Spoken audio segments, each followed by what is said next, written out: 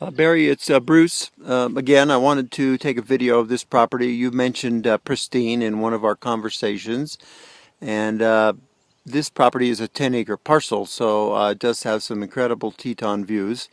I'm looking at the Grand Teton now, and the highest one there. To the left, in the center now, is the Rendezvous Bowl of the Jackson Hole Ski Resort, and then to the south here, we call these the Wilson Faces, as are all skied in the wintertime by backcountry skiers.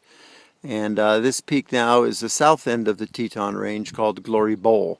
And you can see the road going to Idaho over Teton Pass.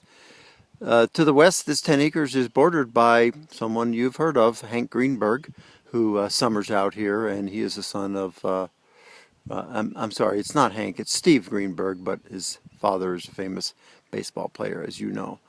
And then looking more to the south here, we call this the Snake River Range, and the Crescent H Ranch is pretty well known. Some fantastic estate homes. To the south is a 230-acre parcel owned by my neighbor, because I border his ranch to the south. Mark Feldman. Mark is from Los Angeles, and he's in the clothing manufacturing business to supply Walmart.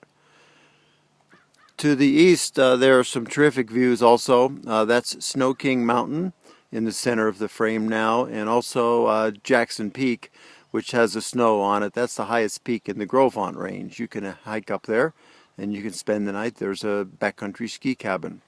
Also to the east, there is a sleeping Indian. You can see the Indian chief with a long sloping body to the left. The highest point are his arms folded on his chest, and then to the right there's a peak, that's his nose. And you probably can't see cliffs, but the cliffs are his war bonnet. This area is in a gentrification neighborhood. This is an old property belonging to an old-timer here, Don Barney. And my experience has been over a period of time, when they sell, things change and things get cleaned up. You can see some modern homes in the center of the frame now. To the north, there's a development on 3 to 8 acre parcels called Schofield Patent. And this little house does sit on the property. It is habitable, but pretty old. And then get back to the Grand Teton. The real diamond in the rough here is the Spring Creek, and I'm going to show you a little video of the Spring Creek that flows through the property. It's year-round spring water that can be developed into a water feature, trout and wildlife ponds. I've done the same thing on my property, which is 5 acres to the south of here, about half a mile, and it is certainly an unbelievable magic setting.